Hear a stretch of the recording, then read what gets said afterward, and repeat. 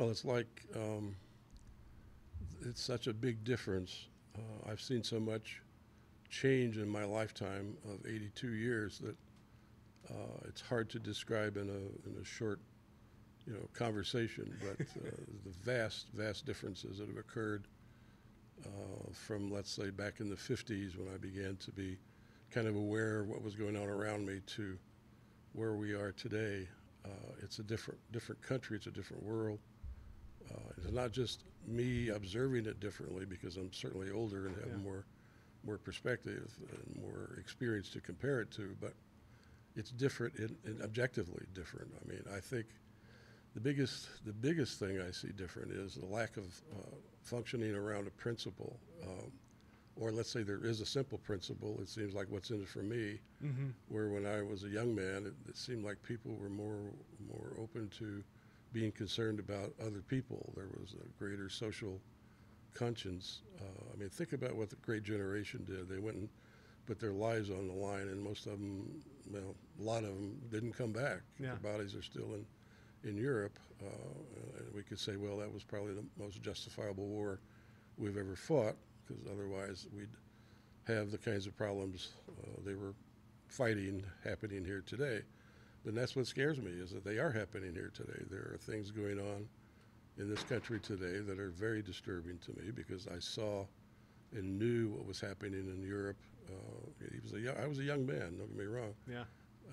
But I was shortly after the conflagration of World War II. It was pretty present in everybody's mind, and even though I was a young kid, I got a sense of that.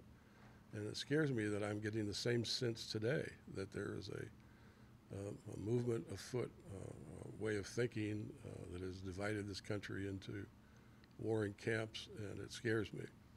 And so I think that at a man my age, I'm not going to go out in the streets and fight, but what I am going to do is, and I believe this statement, that to continue to live a life of value, you must contribute some kind of value to other people, and that can be in sharing what I've learned through my years of experience, just living as a human being, and the changes that I've seen happen.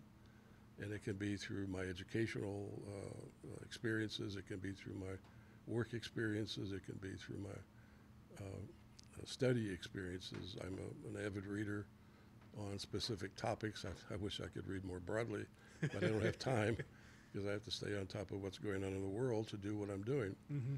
So in some small way, some tiny little bitty way, I'm hoping that I'm making just an insignificant little difference somewhere, getting people to think again about what they're being told, what they're being fed on a daily basis. And that's the way my program is called Think Again, Please.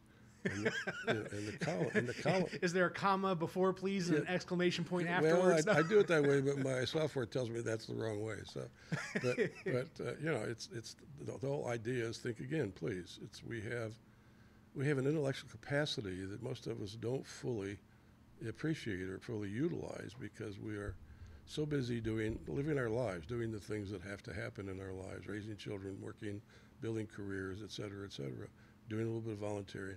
We don't have the time to really delve deeply into some of the issues that we face. And so we depend on sound bites and headlines and other people to make up our minds. The problem is when you get possessed by a particular ideology, you begin listening to only those that data input that comes from a particular group of people, Mm-hmm. and we wind up with what we have today, these echo chambers. Well, and specifically talking about, the change in media over the course of your lifetime, right? That it's become, while the media sphere has broadened, the ability to narrow your school of thought has increased greatly. So wider bandwidth, shorter frequency. Yes. And plus there was a time in the Edward R. Murrow era of journalism where people trusted him because he basically reported the news. It wasn't a political rant. It wasn't a political spin. And today, both sides of the argument are spun. I mean, it depends on who you want to listen to. You want to listen to or watch MSNBC, or you want to listen to or watch Fox, you're going to get totally different views of reality, and all that does is intensify the polarity. And I think Obama said it best. It was an epistemic problem because it's really epistemology. It's really the issue of where do you put, what value do you put on what knowledge? In other words, it's there's knowledge all around you. You can choose and select the knowledge you want to have influence your point of view. And that's an epistemic issue. In other words, if epistemology being, the study of knowledge, how it's, what you consider valid knowledge, how it's collected, how it's confirmed, etc. So we all have that choice. We have that choice to choose, one side or the other, and the sad part is we do. And unfortunately, we wind up in these echo chambers that there's no conversation back and forth between the chambers. We wind up with an enormous void. The middle ground is an enormous void in this country, and that scares me. Well, and the transition point here is going to be less on the void for the moment and more on the choice, and we appreciate you choosing to listen to this, the 106th episode of the WTF Carbondale podcast, where we talk to interesting people about their interesting lives and tie it all back to this little old place we call home, Carbondale, Illinois, and somebody who has called Carbondale home in many different ways over many different points and times is my guest today, Robert D. Filippis. That's the dismount right there. I'm happy with that. Usually I'll mess up a guest name, so okay. I'm glad we practiced multiple times before. Yeah. You did well. You did well. So before we cycle back into it, because I'm sure we will not hesitate to be on the topics of media and just modern U.S. politics as it is, but the meat of the conversation, talking about your relationship with Carbondale. Yeah, I'm ready to do that. Yeah, I being from Southern Illinois, born and raised, and having a long period of time in which you've had a relationship in some way with Carbondale. What were your early experiences with Carbondale like when you first were like, is this the big city? I don't even know if it would have been the big city back in the day either. Yeah. Well, it was. I'm gonna use a word that may sound strange in this context. Glorious. Oh. I was 18 and came over to register for my freshman year, and I registered, of course, and I started classes. Carbondale, to me at the time, was Southern Illinois University. Yeah. And, of course, I had been through Carbondale at various points. I was born and raised in Heron. But I never really stopped long enough to make much of an impression in my mind about what it was like. Yeah. It seemed like it was a busier, more active place than Heron in some ways, and other ways not. But to come over, and then I took an apartment with a bunch of freshmen over on Walnut Street.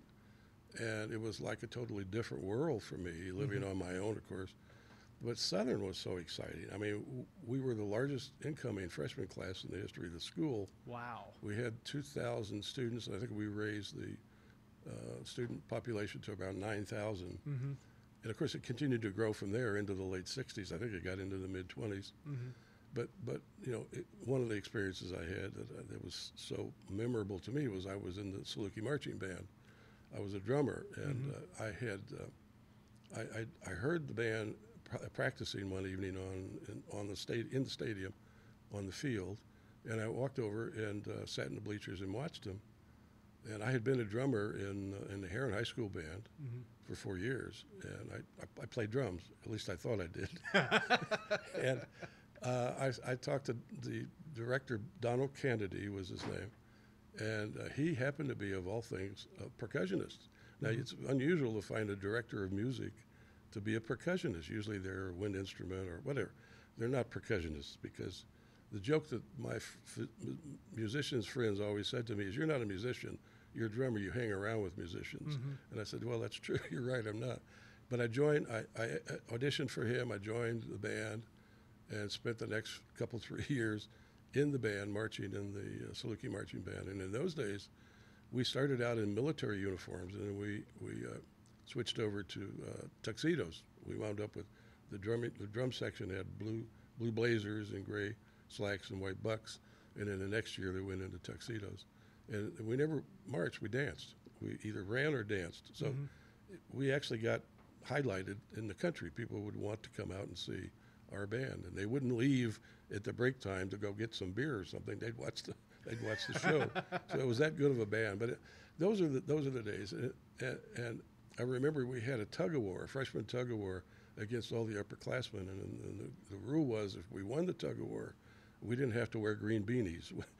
If we didn't, we had to wear green beanies as freshmen, so they could pick out the freshmen. But we won. By the way, we didn't have to wear the green Not beanies. too bad. Yeah, and that was the days when Old Main was still there, and I took a class in Old Main, and I remember that explicitly. That beautiful old building, it creaked. A lot like this building. Yeah, right. But, I mean, I don't know. That's how you still knows how to build them. No. Right. So I still don't know. I mean, I don't know what happened. I heard it burnt down. I wasn't around at the time. But yeah, it was that. It was the joy, the gloriousness, if you will, the excitement. And I'm sure it was because I was 18 years old, 17, 18 years old. And I got to meet a lot of people that were different from me in a lot of ways. I met, people from other countries. There was a fairly active, I guess, foreign recruiting program, which is still there, I think. Yeah. And occasionally I belong to a Unitarian congregation here, and we sponsor one coffee a month for the foreign student group. So we have a coffee with dessert. And I enjoy going to those because I enjoy speaking to the young students from other countries. And I've spoken to people from Nepal, India, Pakistan, Russia, several other countries, and it's fascinating to hear their impressions of the United States, and specifically Southern and Carbondale, Illinois. I was in a conversation yesterday. It was kind of bothered me a bit, and that is that folks were lamenting Carbondale. I said, "That's so sad." And I said, "I don't get the sadness. I choose to come back here and live here." Yeah. And I find it a very pleasant place to be. I mean, I enjoy the surroundings. It's a beautiful town. I mean, of course, you go a little bit south of here, and it's spectacular. Southern Illinois is a beautiful part of the state. And Carbondale sits right on this, the northern edge of that Shawnee National Forest section. So I'm not sure what folks were talking about, that they felt like the town has changed in a negative way, but I don't see it having changed in a negative way. Now, I just came back, so maybe they see something that I hadn't seen that occurred over a longer period of time. But I don't feel negative about it at all. I feel somewhat torn because I have good friends, old friends in Heron, and I make it a point to get there at least once a week, sometimes twice. Yeah. And fortunately, it's an easy drive. It's not like I'm driving across Chicago where I lived for 30 years and wouldn't want to drive across Chicago 2 or 3 times a week or 2 or 3 times a month. But I enjoy it here. I enjoy it here, and I'm very happy here. I think this is where I will spend my final years. Hopefully, that will be years. So that was my impression of. Well, and still having enough of that room. I've talked with several folks on this podcast about, especially specifically in media. Like if your interest is in developing a voice and then sharing that voice with an audience, that this is a place to be able to do that, right? And you're exemplary of that, similar to Mike Balt's episode 4 of this podcast, very like 2 years ago almost now, yeah. who we talked about, hey, he can get on WSIU, he can write columns in the Southern. You're doing a very similar thing, writing columns for the Carbondale Times, with a radio show on WDBX. That this is a place to create something, and then let that something that you create stand as a legacy for your ideas and your body of work throughout life. Right. And I left for 3 years. I was approaching 80, and I thought, I have 4 children in different parts of the country, and I thought probably be a good idea to be close to one of my children. So I went to Greensboro, North Carolina. My youngest son is there with his family, and I kind of broke one of my promises I'd made to myself, never to live on the periphery of my children's lives or follow them around the country. Mm-hmm.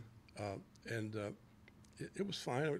Greensboro is a beautiful place, and North Carolina is a very nice state in terms of climate. It's beautiful. It's a beautiful state.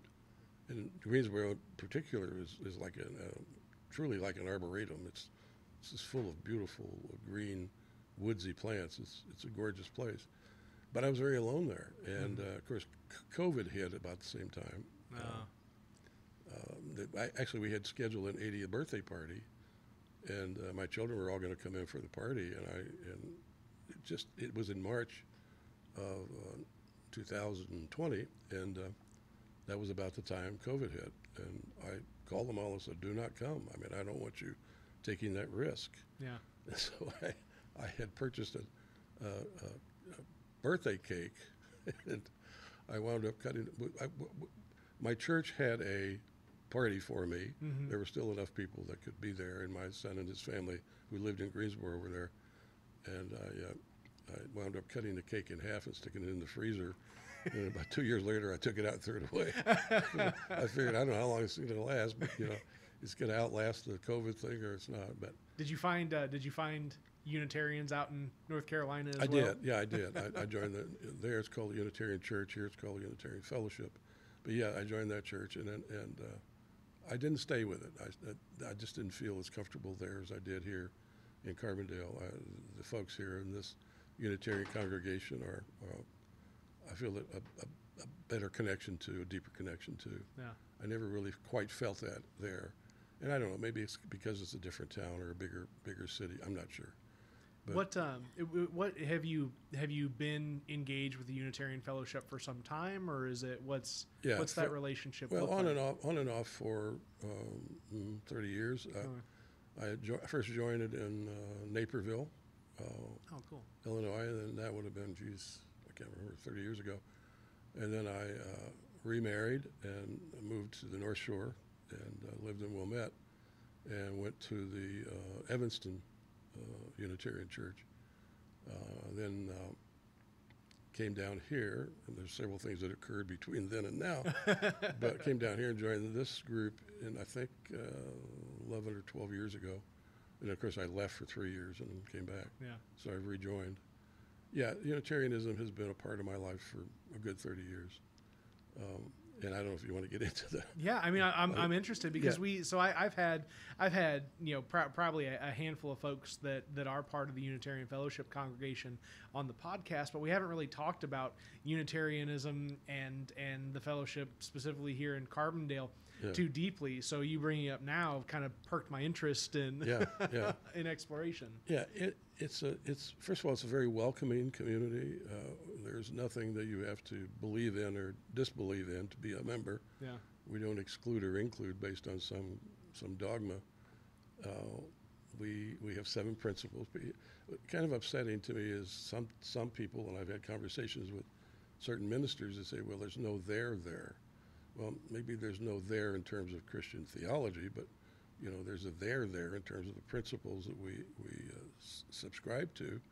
And I don't even have to get past the first one, which is I attempt to honor the inherent worth and dignity of every human being. And that's number one. And if you can do that, I think you're a good person, regardless of what theological track you may be following or trajectory you may be following. So I think it's more humanist than most other religions, although I do still maintain a relationship with the Episcopalian Church. I was a Roman Catholic. I was raised Roman Catholic. I went to 8 years of Roman Catholic grade school at Lady Mount Carmel in Heron. St. Mary's when it was rulers and knuckles. No, no, you're right. I remember I still think I have bruises from.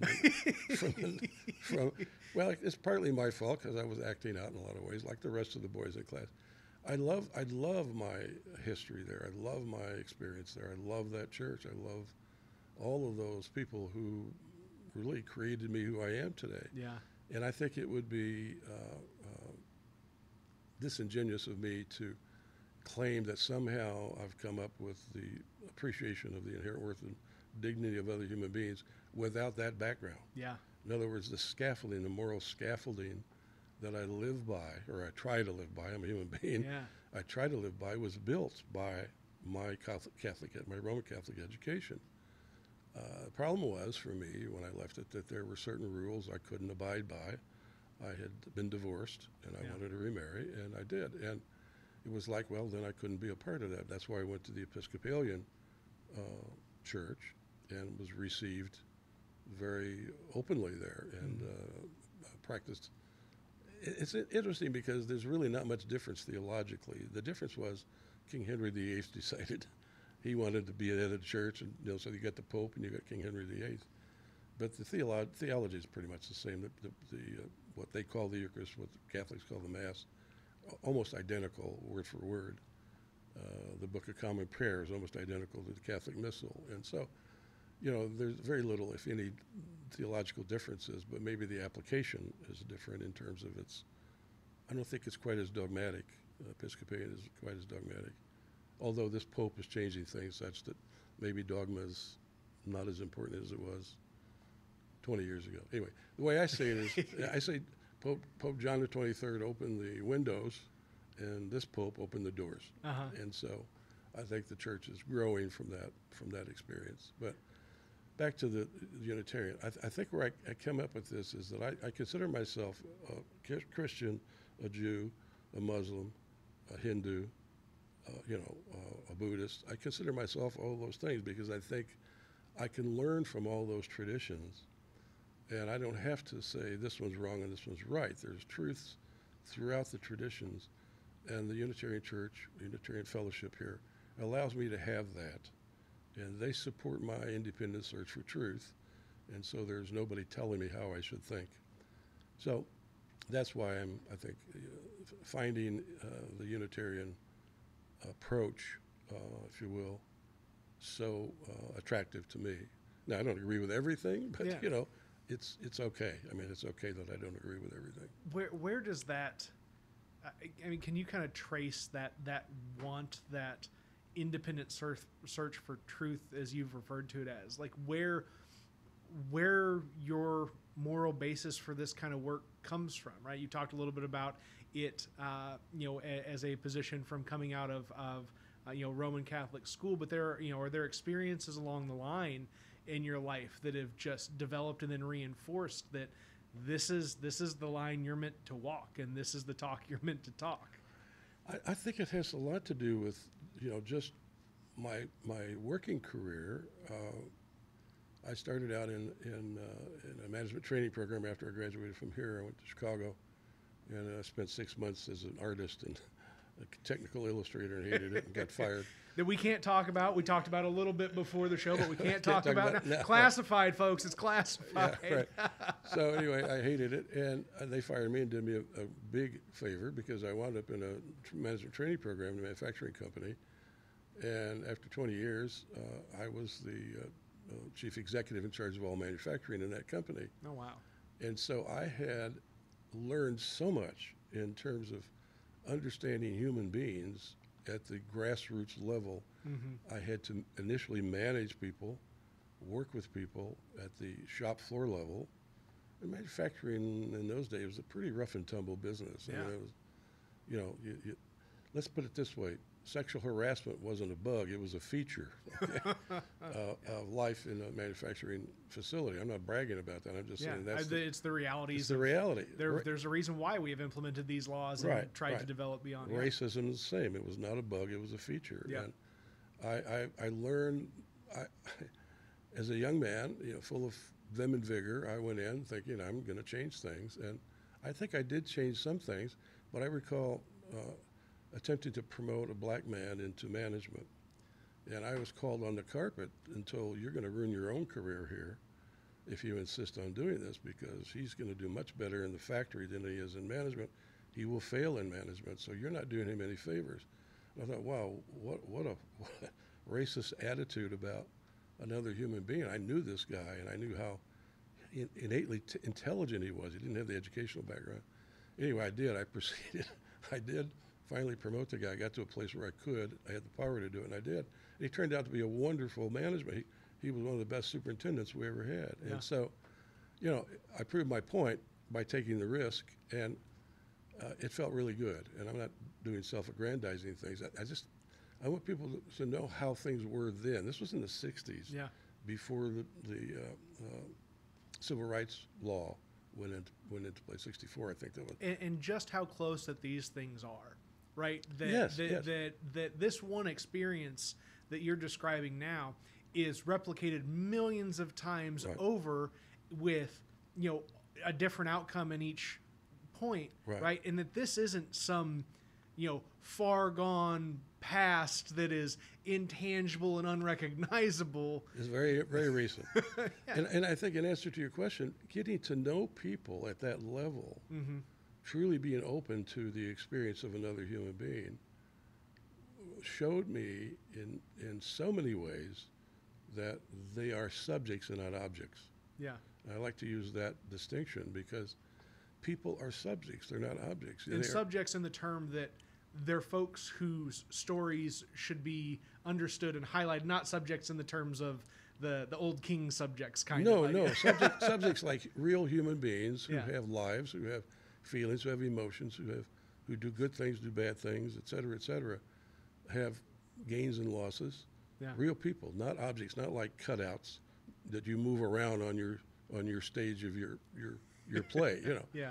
And I think that's what it did for me. It taught me the importance of trying to understand human beings, because so many of the things I needed to know about myself as I grew quickly, because I moved very quickly in that organization, and as I grew, I kind of began to outgrow my own understanding of people, and I really struggled to really stay with that experience of learning more and more about people and respecting them for who they were. And that's why I left corporate life. I left and went back to school. I think because it became so, at the level I had reached, it was all about numbers and other issues besides the people. Yeah. And I knew that my interest was in other human beings. And so I left, went back to school and studied organizational behavior, and I wanted to understand the dynamics of what the organizational systems have on individual behavior. And so I say it this way: I went back to school and studied what I've been doing for 20 years, and I began to understand it at a much deeper level. And so I think it answered your question. It's kind of a long-winded answer, but I think in answer to your question, it was simply that I tried to be there and listen and understand people and get to know the complexities of human beings and the value of human beings and how circumstances can affect people in such dramatic ways that we don't see that. We see it in the person. We don't see the dynamics that are affecting the person. And so that was a big gain for me in understanding human beings and human behavior. I then went into consulting and did a 20-year stint as a management consultant, which I got to the point where I knew the day that I was traveling too much is when I got on an airplane. And by the way, I flew first class all the time because I flew so many miles. They upgraded me automatically. And that was back in the glory days of flying. flying. The glory days of flying, yeah. And I got on a plane at O'Hare and sat in front of me. There was the pocket, the seat in front of me. And there was a Wall Street Journal, and it said, "Good morning, Mr. D. Filippis. Hope you have a good day." And I said, "I'm traveling too much." When they know enough to put a personalized paper with a note to me in the seat. Now, to be honest, I had been traveling that route every Monday morning for like 3 years. So consequently, they knew I was going to Philadelphia. But I then bought a company in the outplacement industry with a partner. And again, I got a much deeper understanding of human beings. And excuse me, what I discovered, I'm slipping down in this chair. What I discovered was that when I had been management consulting with senior executives, it was very difficult to get through to a senior executive because he already knew everything. And when he was in an outplacement situation where he'd lost his job and he was sitting across the desk from me in my office, in an outplacement office, all of a sudden he was very open to feedback about what he could do next. And that's what our job was to help get them positioned into new companies or new jobs.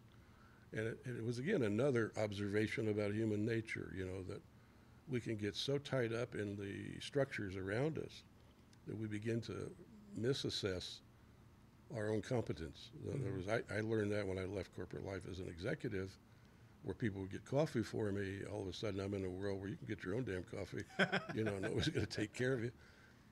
And the people who were always treating me like a king forgot my name. within a month, people back in the company I left. Yeah.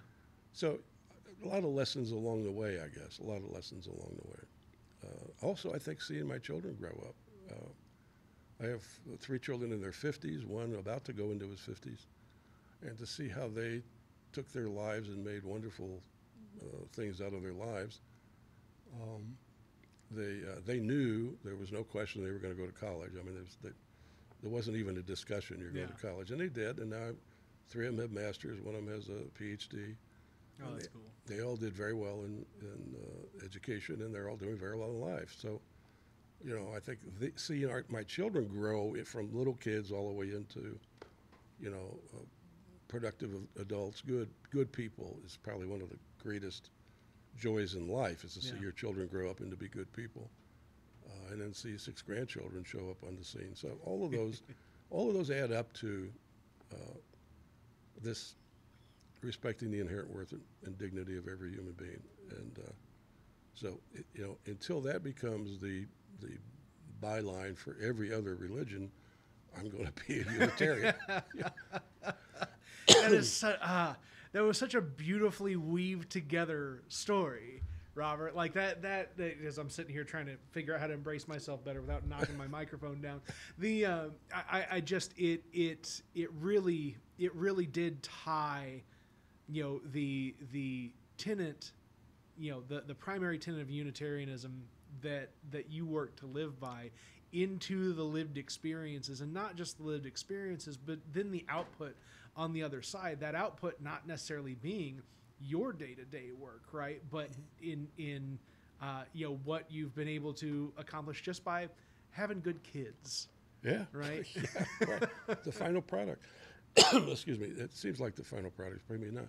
And I think why when I came back to Carbondale, why I wanted to do the radio show and the column is because I think at some point in life, if you live long enough, we get to the point where we ask ourselves, what's our relevance?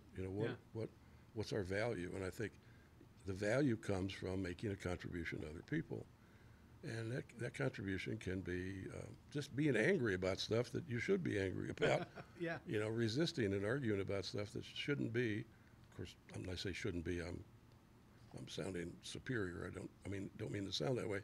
In terms of what I think are my moral grounding, which is the inherent worth and dignity of every human being. So anytime, I was going to say, one of the most cogent arguments I've ever heard about morality was from Sam Harris, a renowned atheist who's written several books about atheism, who said that we need a moral principle that is basically anything that is not contributing to the flourishing of humankind is wrong. Yeah. And so it's so consistent with the inherent worth and dignity of every human being that stuck with me. And it's like, until all religions can understand that and preach that, not that you're okay if you're straight or white, or if you're Christian, or if you're whatever the criterion is. Yeah. Until we can get rid of that, we're not going to get rid of some of the problems we have in our country. So, my throat. You had what was your conversation like just a couple days ago? I didn't get a chance to listen to it before our conversation now, but it seemed like you had a pretty pretty poignant guest on the show just a day or two ago. Was it Steve? Oh shucks, I read the little graphic that you put out there, and it was probably Steve Schmidt. There we go. Steve Schmidt. He's the Republican operative. I didn't have him on my program, but I recorded it was okay. an interview with Al Franken. I would love to have him on my program. Okay, I misread. My apologies. Yeah. Well, I don't have a big enough audience, but he was on a podcast, an Al Franken podcast. And he pretty much laid out what's going on currently in the country. Mm-hmm. And I think if you watch the hearings last night, you'll see it was just chapter and verse what he talked about. Yeah. There is a concerted effort to suspend democracy. And the idea is that it's become so corrupted, it's going to take what he called an American Caesar, somebody to come in and say, no, this is how we're going to do things from this point forward, which is autocracy. And I was having a conversation with a friend of mine in England who I talk to once a week, the joys of FaceTime. Doesn't cost us a penny. We get to talk. We get to talk. I mean, compared to what a long distance call would have cost 30 years ago. Well, right? when I first went to England and worked in the 70s, I had to make an appointment to call my wife at home, and then it was the company paid for it. I have no idea how much it cost, but it was incredible, the complications of trying to call across the Atlantic. But we were talking about this whole thing, and he said, I just don't understand America anymore. The day that January 6th, when this happened, he called me and he said, we're heartsick over here. We're absolutely heartsick. We can't believe what's happening there. And I said, well, you can't believe it. Believe it. We can't believe it. Many of us can't believe it. And the difficult part here, and I try to make this point, I do a group called Open Minds on Sunday mornings at the Unitarian Fellowship from 8:30 to 10, and we talk about topics like this. And one of the points I made last week was all the things we could talk about with regard to how we think, in other words, how we believe what we believe so deeply. People on the other side of the aisle believe the same thing. I mean, not the same thing. They believe with the same intensity. Yes. They believe with the same conviction. So the argument will never be won by throwing rocks back and forth. It'll be won by listening to each other, by stopping ourselves from this ideological possession that most of us live in, and realize that we are being possessed by a narrative that maybe really isn't good for us or good for the country, and being willing to listen to the other side and hear these arguments at a civil level. When I wrote for the Herald Independent some years back, I would get letters. I was a bit more provocative then, and it was probably because I was hypercritical of business and corporations. I could get into that, but a lot of business people were upset with me. But I got letters from other people. Well, I'm just going to stop for 2 seconds and touch on it, because it's interesting to me, right, that you've worked within these systems and can be hypercritical in a way that is very knowledgeable, right, but in a way that is not necessarily self-protective, which is where I feel like a lot of this pushback may come from, right? That a lot of the folks that are within the system that see, criticism as an attack on themselves and not necessarily as, a want for correction of the system, right, is right. Again, just another one of those things that kind of holds us back. Sorry, I just no problem. I'm glad you said that, because my criticism was that when I went to business school, and that was back in the 60s, early 70s, we were taught that a healthy functioning business was built on three legs, three stakeholders, taking care of the interests of three major stakeholders: the owners and management, the customers, and the labor in the organization, the workers. Along came Milton Friedman in the 70s, Chicago School of Economics, and he wrote this long piece, December 1970. I can tell you when it's written. It said, you don't owe anything to anybody but your shareholders. And that was the beginning of the problems we have today. Because when I was a kid, my dad was the only wage earner. We lived comfortable. We weren't rich, believe me, but we lived fine. We had food and shelter and clothing, etc. My mother never worked; she didn't have to work. And today, I hear people working 3 jobs trying to make ends meet. So the difference is severe. And I recall when it happened in the 70s and 80s, right after that Chicago School of Economics got influenced in the finance branches of the MBA programs. And I saw these new MBA graduates coming in, and they cared nothing about anybody except how they could carve up the corporation assets and maximize value. And just as an example, when I was managing a manufacturing company plant in southern Illinois, actually in Robinson, Illinois, I installed Yeah, and I installed a program there it was called the Scanlon Plan. Mm-hmm. And we did a calculation on, let's say, for every dollar of sales, we had to spend 80 cents. Okay, let's just say that as an example.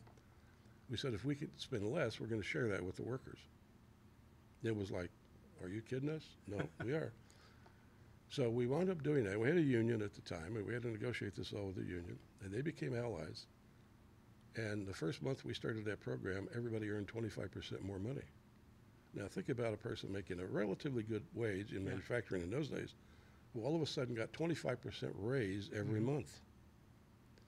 And at the end of the year, we had a 13-month bonus because we'd saved some of the money we would have paid out otherwise and paid it out as a 13th month bonus, and we'd have a big celebration. All the labor problems disappeared. People focused on getting the job done because they knew they were going to share in the benefits of their efforts. Well, it's not the case anymore. Well, and it's what's so interesting in that perspective, right, is then the people producing the labor, which is the underpinning of everything to begin with. Hasn't COVID shown us that? I mean, yeah. Right. That all of a sudden, right, they become the stakeholders, right? It's not just a job. And I mean, I'm 32 years old. I've only ever lived in a world where I know a job, right? I don't know stake in a company for long term, this, that, the other. I've got to go out and work and only be out to work for myself and not for, the longevity of a single company with a single mission with a group of, 50 people around me. So it's very interesting to hear this of what what type of mechanisms, would be put in place in order to, raise the value of labor, and having that additional buy-in from labor increase the value output of an operation overall. Yep. And in those days, it was the get rid of the labor unions struggle. And as an executive, I was constantly pressured by corporate to try to decertify the unions in my plants. I had 4 plants. And I refused to do it because I felt like the labor unions could be an ally if we treated them properly. Yep. Now, they could be ridiculous, too. Don't get me wrong. Yeah. I'm not glorifying. They're made up of human beings, too. And I saw everybody has interests that they're trying to... They destroyed Detroit. I'm convinced of that. And I could go into all kinds of stories because I spent a lot of time in Detroit. We supplied the automotive industry. And some of those plants had just completely gotten out of control, and the unions had a lot to do with that. But I found working honestly with people, respectfully with people in the union, gained me an ally. Yeah. I didn't have an enemy out there on the shop floor. I had an ally. And it's funny because when I was running the plant in Robinson, a new plant just moved in, and I got to know the new plant manager. And we were having a drink one night, and he said, "What are you doing?" And I said, "Why?" He says, "I can't steal anybody away from you." He said, "They think you walk on water." I said, "It's not me. I mean, it's an approach to managing. It's an approach to running a facility that honors and respects everybody there. And sometimes those people don't really know what honor and respect would do for them. I mean, they don't understand that because the relationships between them and management was always so antagonistic that they felt as though there had to be some kind of resistance going on forever because if they gave in, it would be bad. I have one cute joke. We had my controller came in one day and said, "I've got a check for X amount of dollars. I have an employee refuses to take it." And I said, "I don't understand." "Well, she won't take the money." And I said, "Look, get her into my office." So we sat down with her. I said, "Why won't you take the money?" She says, "I don't want to. If I take the money, it means I'm cooperating with you." I said, "I see, okay." I said, "Well, just so you know, we don't get to keep this money. It's going to go to the unclaimed wages state of Illinois." And she thought for a minute. She said, "You know what? I'll take it." I said, "Why?" She says, "I hate them more than I hate you." So I really appreciated her honesty. But you get a sense of how the antagonism was there, built in, kind of like into the DNA. And it took me 3 years, but that final system that I put in place really worked. And people thought, all these arguments, all this antagonism is all created linguistically. There's no real basis for it. And so we broke it down, and we wound up with a totally different kind of working arrangement. So I don't know. I mean, that to me is the answer to all of our problems, is to, again, inherent worth and dignity of every human being. If you're going to put a day's work in, pay a day's wages. I mean, that's not a real difficult concept. Now, I understand there are businesses that can't do that, but you have to say, is this a viable business? Yeah. I mean, I have very low tolerance for people saying, well, I can't survive if I don't, steal wages from my employees. Well, then you don't need to be in business. Yeah. It's not a viable business.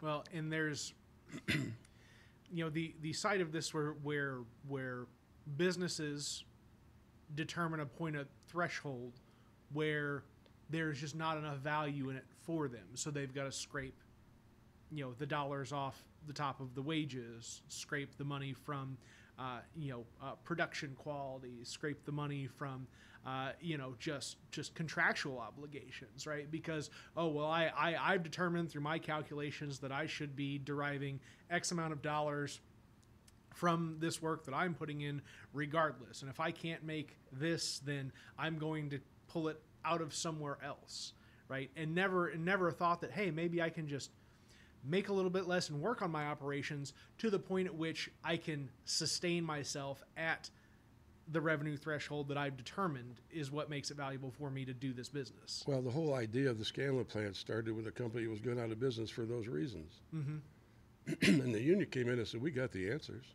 All you have to do is ask us. But we want something for it. And it was, I think, Springfield. I'd have to get back to it. I don't remember the... It's okay. Anyway, it was a company in Boston. There was a manufacturing company going out of business. The president of the union came in and said, his name was Joe Scanlon. Let us share in the value of what we can do to save this business. And the management was smart enough to know, we'll do that. And they pulled the business out of trouble. Yeah. Why? Because the people who do the work know the work best. Yep. It's not like the guy sitting in the office knows the work best. He may think he does, but he doesn't. And what you tap into when you do a plan like this is you tap into that knowledge. You tell people, don't park your brain outside in the parking lot. Bring it in here with you. Yeah. And try to figure out how we can do this cheaper, better, more efficiently, and you get some benefit from that. Yeah. You're not just going to get more work to do. We're not going to just say you're going to work harder. You're going to get some benefit from this. And I found that most people I've met, given a fair shake, will come through. Yeah. Will perform. Will do their side of the deal. But when they think they're being screwed, being used, exploited, you wind up with what's called malicious obedience. They'll do stuff that they know is wrong because you told them to do it, and they'll behave. They'll do what you ask them to do, knowing fully knowing it's wrong, and you wind up with a company that is not functioning. Well, and this gets into, the issue that we have anymore these days in the working world is that it seems like the reward for good work is more work without more good value work. being assigned to you. Right. Right? And it's like, hold on, you mean I just did a good job just to be told to do more work and see no benefit from the additional effort that I'm going to put in here? Right. And when new people come in and don't know what the group norms are, they perform, and then the group tells them, stop that. You're going to upset the whole system. The saying is that the cost of group membership is regressive individual behavior. So, and I saw it many times in manufacturing where you get some world beater come in, and within a week or two, they had leveled out their performance to the group's level because the group basically shut them down. Yeah. So you want the whole group working on improving performance, and that's what the plan did. It says we actually gave them a certain period of time each week to have a meeting and discuss how they can improve their performance, and we gave them a budget. They could spend money without anybody else's approval if they needed a piece of equipment or a tool or something. So we said, we did what we said we were going to do. Yeah. We gave them the full respect of being fully functioning human beings, adult human beings. It worked beautifully. This is so cool. Again, this is what I love about these kind of conversations, is this exploratory fashion that, I had no context of you coming into this conversation to learn this in real time on recording is just fascinating. Well, and I don't talk about this much because it's not directly on target in terms of what I do. Yeah. But as a management consultant, we did a lot of climate studies and assessments of the organization. And I would guess in those days, probably most companies were operating at about 30% of their total capacity. Mm-hmm. And it was mostly because of management practices. Mm-hmm. They simply didn't know how to manage human beings. And many times we found that they learned how to manage by watching movies, you know John Wayne movies particularly. This sounds like it was Gary Glenn Ross. Yes, yeah, right. I did a complete curriculum for a company and taught it actually for a year, and this for senior executives, and I was astounded at how little they understood about human behavior, Mm-hmm. and they were all senior managers. So, the lesson for me was that we are, and this applies not just in businesses but across the board, we are far more capable as individual human beings of being more effective human beings, Mm-hmm. being happier people, being more satisfied people, being people with more peace of mind. It's the dynamics around us that tend Mm-hmm. to squash that out of us. And I see that happening in this country today, is that this country has such fabulous capacity. I mean, but we get tangled up in our own underwear, the educational system, so many ways that just squash human enthusiasm, spirit. Yeah. So, again, we get back to the inherent worth and dignity of every human being. I wrote 8 books since I retired. My gosh. And when did you retire? Just to put this in context, 8 books in how many years? 20 years. Not bad. Not quite 20 years. Yeah, I'm not writing any more books, because in order to get a book out there, you struggle, because you got big money pushing the books of people who they know they're going to make millions of dollars from. Yeah. So I can't compete with that kind of That's fair. Advertising. Was this writing?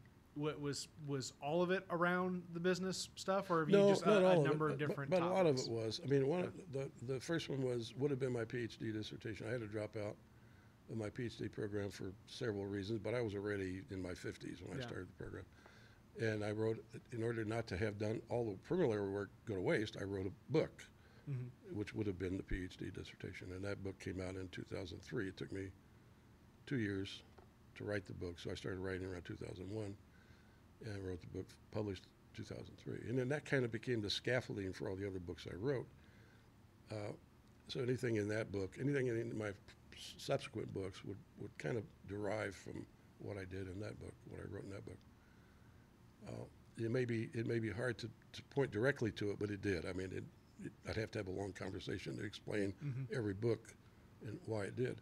But the last book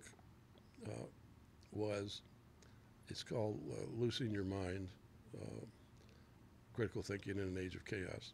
It's all about critical thinking. And I've learned that the value of what's in that book is so much, there's so much value in that book, that I said I'm not going to let the inability to sell it, advertise it, market it, be the barrier. Mm-hmm. So basically, I'm saying forget the book. I'm taking the content of the book in various forms and using it in the radio show Mm-hmm. and the column. Yep. So I'm getting the content out. I'm getting what I think is my best contribution to other human beings. And is that the focus of the website as well? Yes. Focus the website as well. The website has my blogs on it, and I have blogs, 25, 30-minute blogs that are kind of condensed versions of the radio show. And they're all shaped and formed by the concepts in that book. So I said, I'm going to remove the barrier. I'm going to make that contribution. People could take it or leave it, but it's there, and that's the way I get around not having the millions of dollars to market a book. Were you able to easily buy a robertdphilippis.com, or was that already taken? No, that was pretty easy. I own several of them, analytical books, critical thinking books. I mean, several. I pay, minimal dollars. Yeah. It's $12, $15 a year to have a... Yeah, but they all come back to the site. Yeah, robertdphilippis.com. So yeah, I mean, people can go there and hear the podcast. They can go there and read the blogs, and of course, I advertise my books there, and there are little elements of discussion on each book. I don't think I have all 8 books there. I think I have just 4 there, mostly the business-oriented books. Yeah. So that was the the brilliant move on my part, which is forget trying to sell the book. It's a frustrating process, and it's a $30 investment. I understand people don't necessarily have $30 laying around to pick up somebody's book.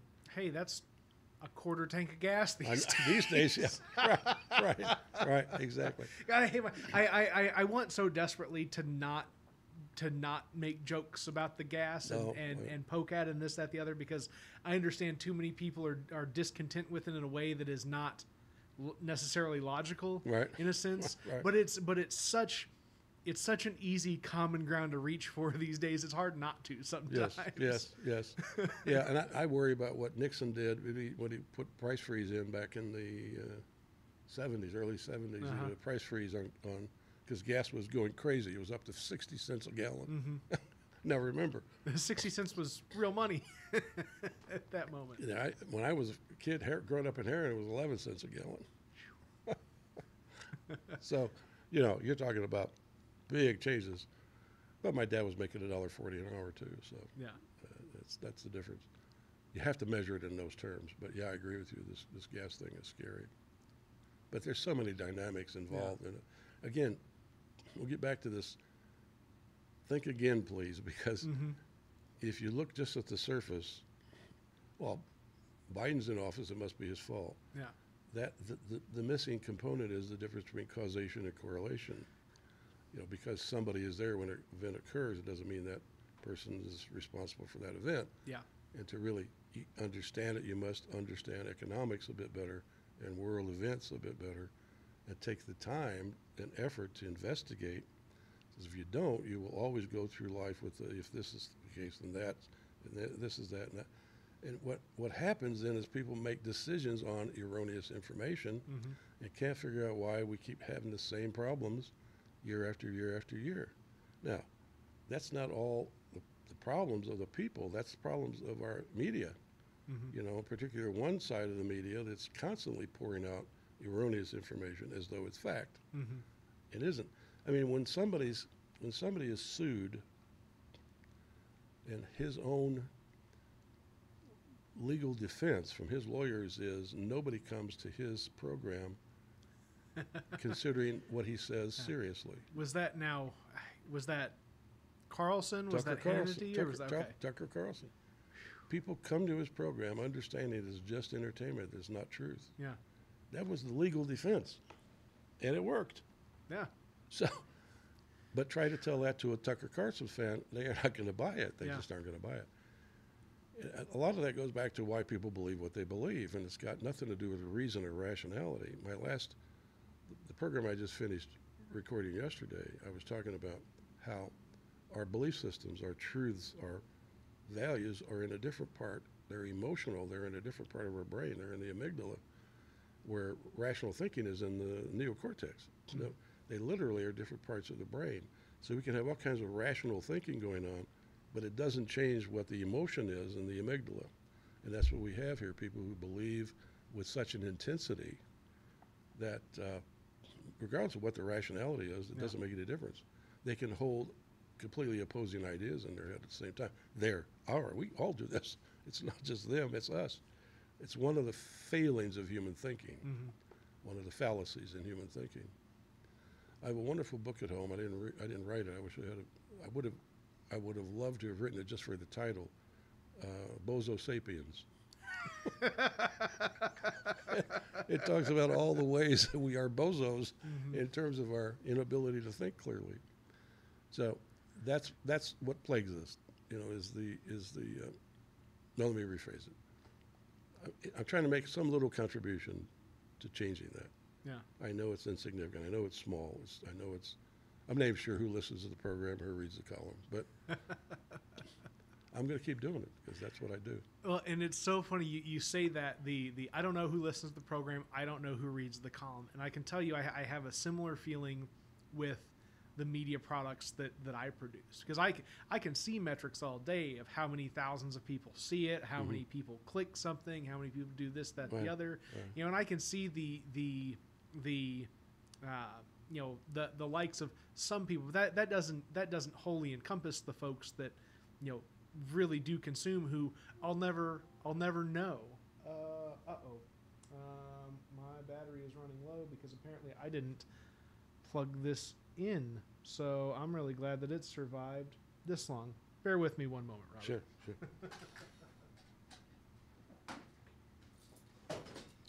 And it all comes down. Yeah, when it starts, it doesn't end, right? All right, let's try this again. Internet. You're plugged in here. You're plugged in here. Aha. That'd be it.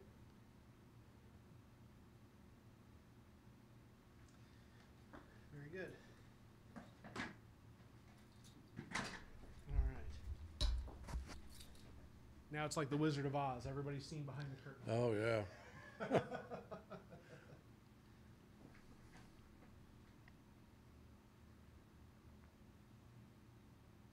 That'll work for the time being. Very good. Thanks for your patience, everybody. So where the heck was I on all of this? There was some big thought that I had, and now it's just gone because of all the other extenuating circumstances. That's the problem with being human. That is the truth. But we were somewhere in the I think I was going the direction on the velocity of that's where it was. We were talking about never really knowing the people that you reach, right? But right. Just knowing that you have to be out there reaching somebody in some way. Yes. And you'll never really understand the scale of your influence. You just hope that you can have it, and that influence will be good, objectively in some fashion. Yeah, it's very hard to measure. And as a matter of fact, later today I'm meeting with Janice Paul, who's the station manager at WDBX, to talk about an idea I have, which is to do some acknowledgement of the many volunteers that are putting time and talent into that station. And hopefully get some feedback from the community that says, we love you, keep doing it. I've been doing it for a year, and I get tiny little bits of feedback. I mean, it's almost like I have to keep my ear to the wall to hear it. And I'd like to get some feedback from the community that says, yeah, we appreciate not just me, but what other people are doing. There's a lot of people, this is all volunteer. Yeah. They're spending a lot of time and effort and talent in making that station be what it is. It's a community radio station. I think I'd really like to see the community, pop up and say, guess what? We like it. We're happy you're doing it. We appreciate not me, everybody. Yeah. Your contributions. So I brought up this idea. I wonder if I should do it or not, but I brought it up. I said, what if I take several of my programs and interview people who are contributors, who, DJs, talk a little bit about them, who they are, their background, how they came about to doing what they're doing, kind of what you're doing with me. Yeah. Half-hour interviews with people, and just play those for the next several weeks, so people start to get a sense of who's out there making those contributions that we take for granted. And I think that's so important in a community, that people understand that there are people out here making contributions every day to keep this community alive and afloat. And whether it's the police or the fire department or the people who are putting a program together, making a contribution to the community to keep it in place, to keep it live and healthy. Takes work. People miss that part. Yes. That this isn't that community doesn't come at no effort. Right. There's effort involved in all of it. Right. It's easy to stand back and look at it all and actually become critical of it, because sometimes it breaks down. And when it breaks down, that's when you see it. You don't see it when it's working. You don't see when everything's going smoothly. It's when it breaks down. It's like, oh, those lights aren't timed properly. When I'm driving down 13, well, they should be timed better. Somebody's taking the efforts to time them. I just happen to hit the wrong timing. So, it's like that. There's a whole lot of stuff going on in the background that most of us don't know about. And again, back to the inherent worth and dignity of human beings. I think if we all practice that one principle, we can build a much better society than we have. And if you realize that principle has no qualifications on it, it's not like only these people have inherent worth and dignity. Yeah. You know, these people don't. These people don't. These people don't. These people don't. If you exist, there is some inherent worth and dignity. Right. You're a human being, and you have the right to that dignity. And I don't care what your religious beliefs, your political beliefs, your color of your skin, your sexual orientation, any of those things. That's not a criterion we should be using. And I think if we got rid of that, we have a different society, a much healthier society. And so my goal is try to do that.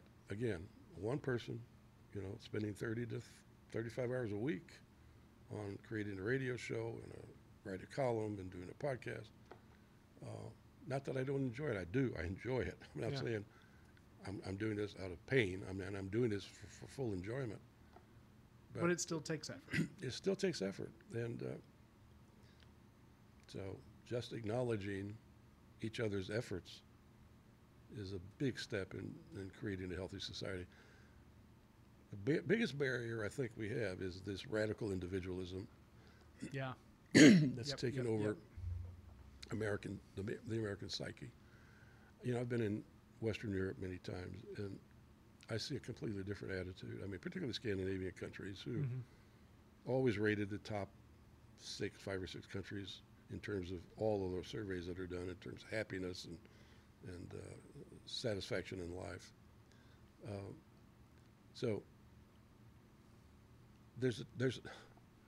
it's not like when I say what I'm saying, I'm using theoretical propositions. Yeah. There's a reality out there that says, again, I'm very close to a friend in England. I have a godson in England. I talk to his father at least once a week. I visit them regularly. Not so much anymore with the airfares. But I know the attitude there, which is that there's a totally different social consciences. Yeah. Social conscience. I spent time in Italy, totally different social conscience. Germany, so totally different social conscience. Austria, France, you know, all the countries I've been in, Denmark, they're just a total different consciousness in the psyche of the country, which is that we care about each other. We care what happens to the other person. And I'm afraid that we've lost that. I think there was a time when that was very true. I remember as a kid growing up in Heron with, you know, Boy Scout leaders and basketball coaches and softball coaches and, you know, people just gave. I mean, they were there to help. And I know people still do that because their own kids. I have children who are doing that with their kids. But it needs to be acknowledged. It needs to be acknowledged that there are people who are willing to put themselves out there for no other reason than to make a contribution, not for there's something coming back. 10 years ago, I made up my mind I would never work for money again, that I had made my living. I live comfortably. I'm not wealthy, but I'm comfortable. I don't need any more money. Yeah. Sure, everybody like to have more money. I don't need it. And it's been a very, very interesting experiment because I've had opportunities to work for money. Oh, yeah.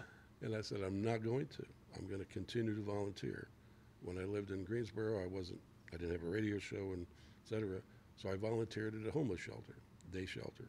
4 days a week I was there helping people find jobs and housing, et cetera. And it was wonderful. I mean, to hear the stories of people, to know them at the level of real humanity was incredible. What a learning experience that was. For me, it was a privilege.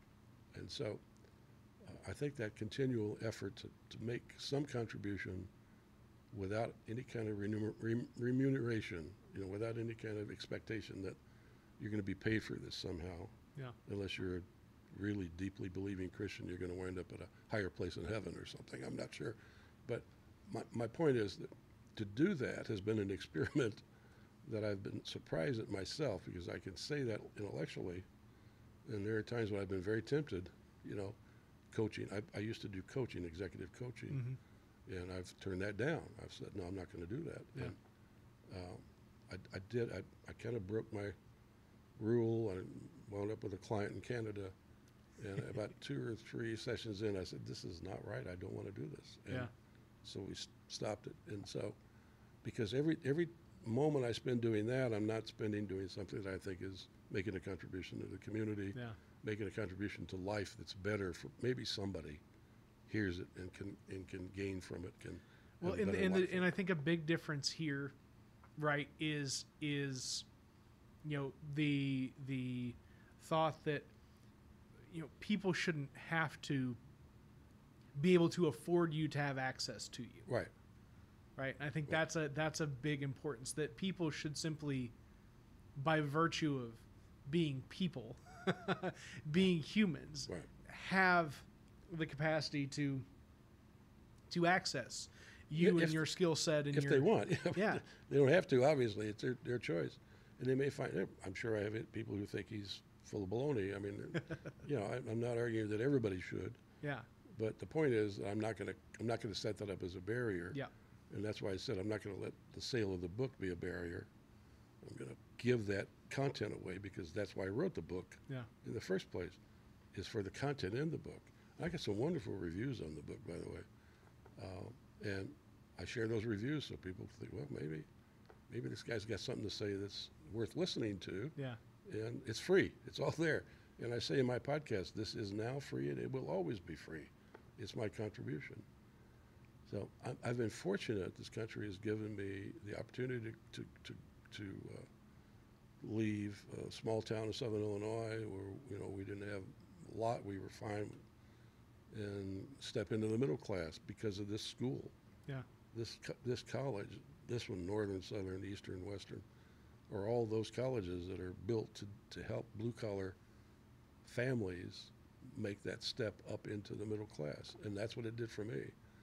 And so it pains me to think that there may be problems for those young people today getting into school here or any of those 4 schools. Yeah.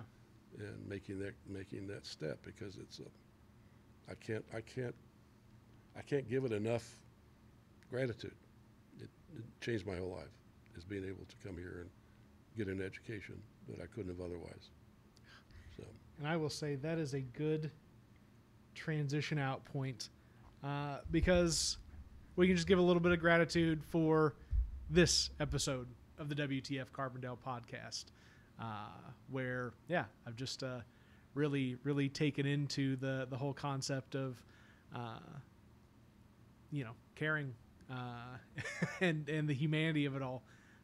And it really, was what these conversations are supposed to be about. So that said, folks, have a good one, whatever that one may be.